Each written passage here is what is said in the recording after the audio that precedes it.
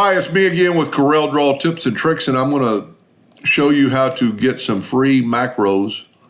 This is a web address you can go to. It's actually right here. It's a Corel Draw community. His macros and more. He's got 20 macros for. I just talked to him via email. He's in his 50s. He lives in North Florida. He's been doing macros for about 3.5 years, and he's out there. He's doing some really good work. And he's doing some other ones that he's working on right now. But if we will, I'm just going to use two of his macros. One of them is this one right here, is guideline distance. So if we click on that guideline, hold down the shift key and click on that guideline, we get the distance between those guidelines is 9.689.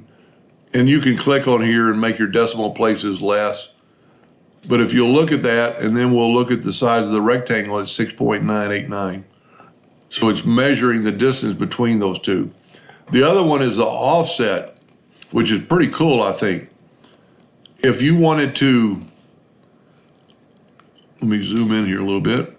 Whenever you zoom with the macro, it doesn't zoom because it's on your page.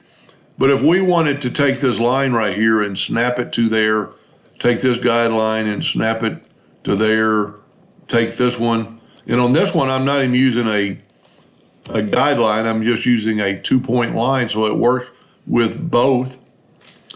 But if I want to move that line 2 inches away from this object, all I have to do is hit left and it moved it away. Now I've got duplicate clicked right now. So if I don't want that other line, I just click on that line and move it over to the left. Same thing with this guideline. I'm going to move it to the right. The top guideline, I'm going to move it up. The bottom line, I'm going to move it down. That's pretty cool stuff if you had to make some margins and you wanted to make sure your object fit. So it works with guidelines. And I am going to try, I've never done it before, I'm going to try to put his link into my video. Anyway, hope that helped a little bit. Thank you for watching.